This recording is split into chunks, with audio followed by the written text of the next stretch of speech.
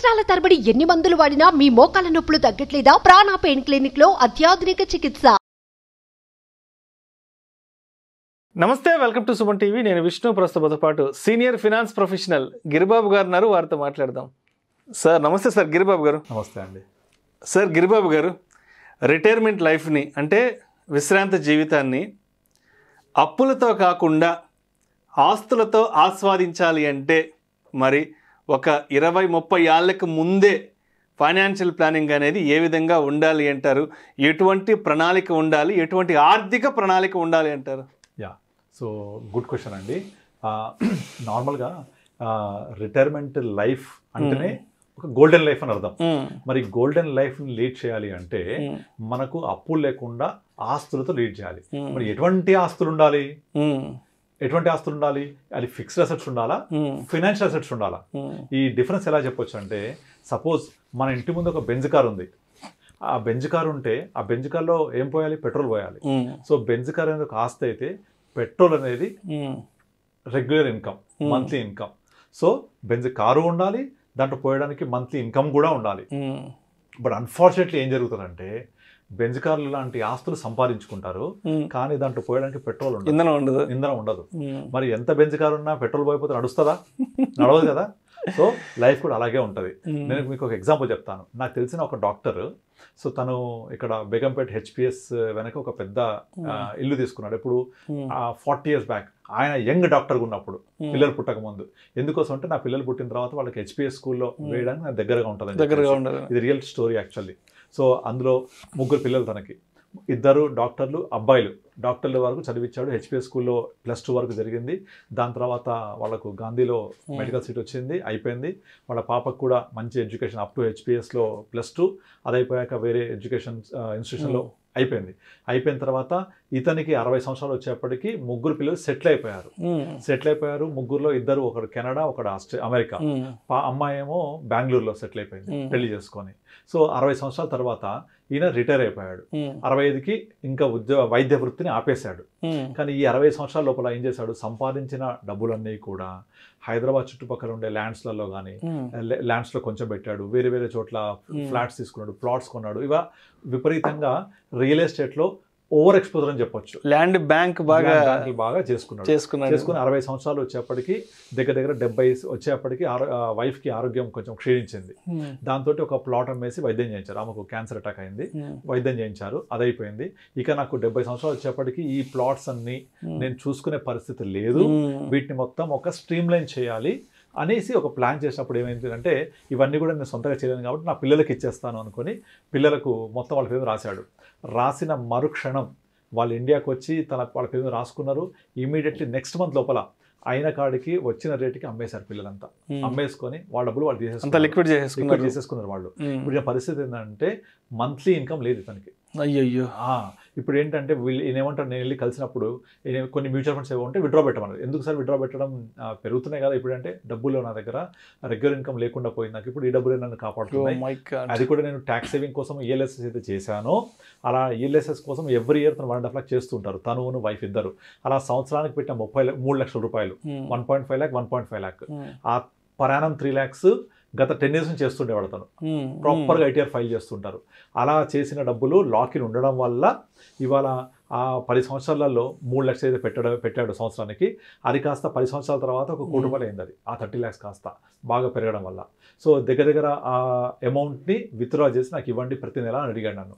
ఎందుకు సార్, మీకు మీ అబ్బాయిలు ఉన్నారు, మీరు ఇంత సంపాదించారు కదంటే, నేను చేసిన తప్పు ఏంటంటే, మొత్తం అన్ని కూడా నేను ఫినాన్షియల్ అసెట్స్లో కాకుండా ఫిక్స్డ్ అసెట్స్లో పెట్టుకోవడం వల్ల నా దగ్గర లిక్విడిటీ లేకుండా పోయింది. అంటే నేను చెప్పే ఎగ్జాంపుల్, బెంజ్ కార్ ఉంది, పోయడానికి పెట్రోల్ లేదు.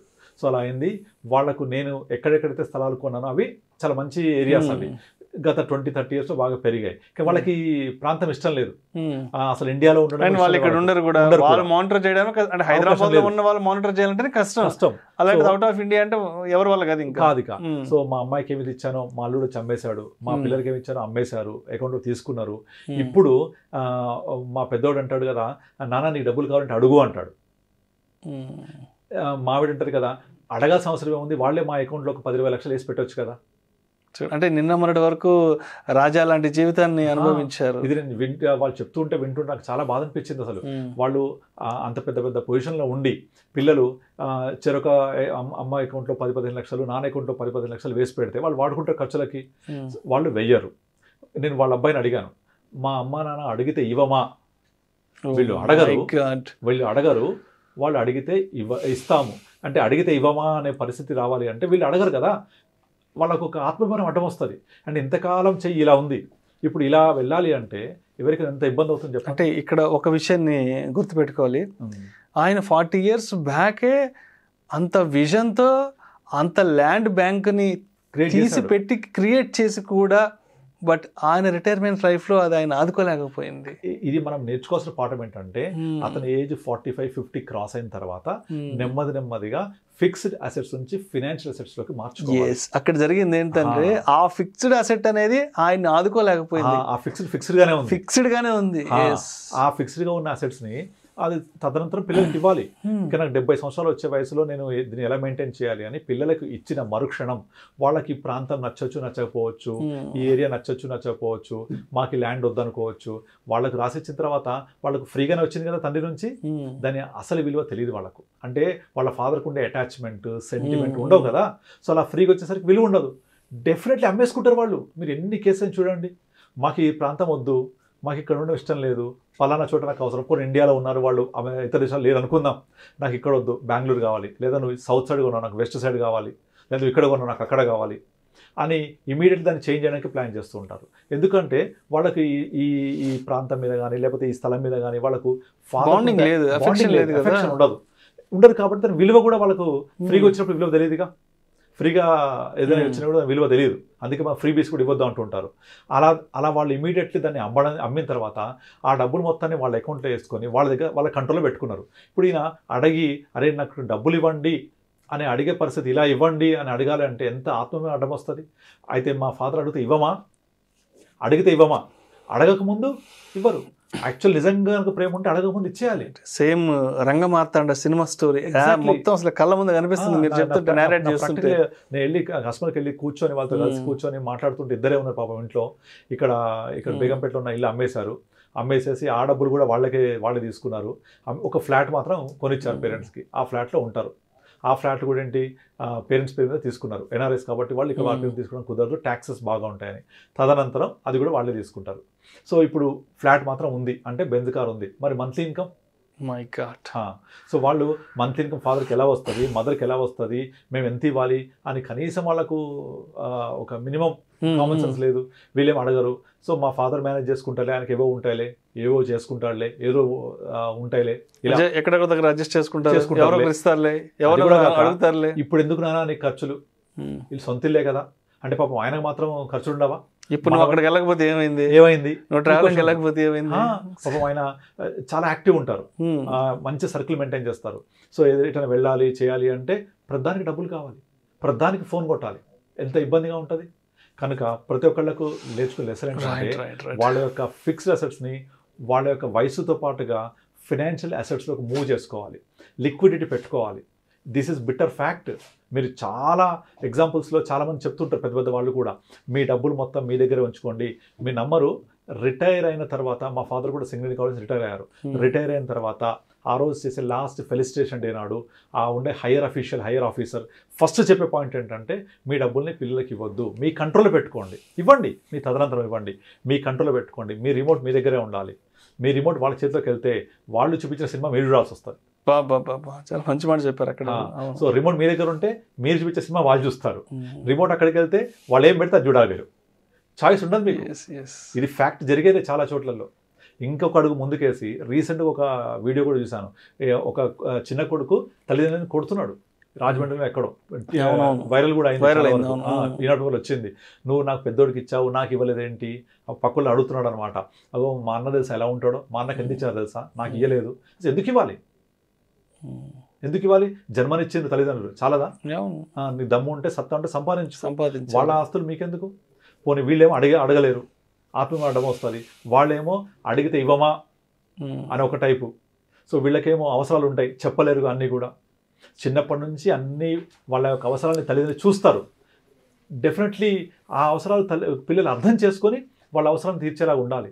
సుప్రీంకోర్టు కూడా చెప్తోంది కదా, చట్టమే చేశారు మనకు ఇండియాలో, పేరెంట్స్ని చూడాలి తప్పకుండా అని చెప్పేసి. అంటే చట్టం చేసి పేరెంట్స్ని చూడాలి అని చెప్పే అవసరం ఉంటుందా? అవసరం ఉండకూడదు. That's every responsibility of every sun. So కానీ ఇక్కడ పరిస్థితులు వేరుగా ఉంటాయి. సో ఎట్టి పరిస్థితుల్లో నేను అందరికీ చెప్పేది ఏంటంటే, మీ వయసు పెరిగినా కొద్దీ మీ యొక్క ఫిక్స్డ్ అసెట్స్ని ఫైనాన్షియల్ అసెట్స్లో మార్చుకొని మీరు రిటైర్ అయ్యేంత వరకు అక్కడో స్థలం కొన్నా, ఇక్కడో స్థలం కొన్నా, ఇక్కడ ఇల్లు ఉంది, నాకు అది ఉంది అంటే ఉంటాయి. కానీ వాటి నుంచి ఎంత ఆదాయం వస్తుంది అనేది మనం లెక్కలేసుకోవాలి. నేను రిటైర్ అయిన తర్వాత నాకు కావాల్సిన ఆదాయం వస్తుందా లేదా, ఇదంతా 50 సంవత్సరాల నుంచే మనం ప్రణాళిక చేసుకుంటూ వెళ్తే బై ద టైమ్ ఆఫ్ 60, మనం రిటైర్మెంట్ ఏజ్ 60 అనుకుంటే ఈ ప్లాన్. కానీ ఈ రోజుల్లో 60 దాకా కూడా లేరు. ప్రైవేట్ కంపెనీస్లో 55 years maximum, life insurance companies లేకపోతే వేరే కంపెనీస్ 55 మ్యాక్సిమం, సాఫ్ట్వేర్ కంపెనీస్లో 50 మ్యాక్సిమం. ఇంకా 50 years తర్వాత పరిస్థితి ఏంటి? 50 తర్వాత ఇప్పుడున్న ఇంప్రూవ్డ్ స్టాండర్డ్ హెల్త్ కండిషన్స్లో డాక్టర్స్ మనకి చావనివ్వరు, మెడికల్ కండిషన్స్ పెరిగాయి. సో కనుక మనం ఒక 30 years కనుక లైఫ్ స్పాన్ ఉంది అనుకుంటే 50 తర్వాత ఇంకొక 30 years మనము లైఫ్ ఉంది అంటే it's a very beautiful period అది, ఆ 30 years అనేది. ఆ 30 years పాటు మనకు ఫైనాన్షియల్ ఫండింగ్ కావాలి. మనకు ఇది అర్థం చేసుకోవాలి మనం. ఈ ఫండింగ్ అనేది ఇప్పుడున్న మారుతున్న పరిణామాలలో, మారుతున్న కాలాల్లో, మారుతున్న ఎక్స్పెండిచర్ లెవెల్స్లో definitely without planning from beginning of the career possible అవ్వదు అది. ఇక 50 తర్వాత కూడా ఇంకా నేను కొడుకు మీద డిపెండ్ అవ్వాలి, నాకు ఎవరో డబ్బులు ఇవ్వాలి అనే స్థితికి ఉండకూడదు. సో ఆస్తులు ఎప్పుడు కూడా బెంజ్ కార్ లాంటివే, వాటిలో పెట్రోల్ పోయాలంటే పెట్రోల్ కావాల్సిందే. ఆ పెట్రోల్ అనేది ఒక మంత్లీ ఇన్కమ్ లాంటిది. అది ఎప్పుడు కూడా మనము ముందు నుంచే ప్రిపేర్ చేసుకొని ఒక బంక్ ఉండాలి ఇంటి దగ్గర పెట్రోల్ పోయడానికి, అలా ప్లాన్ చేసుకోవాలి. Right. Great. Thank you so much Giribabu garu. Thank you అండి. చాలా మంచి టాపిక్ గురించి మీ అనుభవాన్ని మొత్తం క్రోడీకరించి రిటైర్మెంట్ లైఫ్ అనేది ఎలా ఉండాలి, రిటైర్మెంట్ తర్వాత రాజా లాంటి దర్జాగా బ్రతకాలి అంటే మరి ఉద్యోగం చేస్తున్నప్పుడే, మంచి సంపాదన చేతిలో ఉన్నప్పుడే మరి ఎటువంటి ప్రణాళికతో ముందుకెళ్ళాలనే దాని గురించి మంచి ఎగ్జాంపుల్స్, అంటే ఆల్రెడీ జరిగిన, అంటే మీ క్లయింట్స్ ద్వారా మీరు విన్నటువంటి ఆ ఎగ్జాంపుల్స్ని కూడా ఈ వీడియోలో తీసుకున్నారు. Thank you so much Giribabu garu. Thank you అండి. సుమన్ టీవీలో మీ పర్సనల్ అండ్ బిజినెస్ ప్రమోషన్స్ కోసం కింది నెంబర్కి కాంటాక్ట్ చేయండి.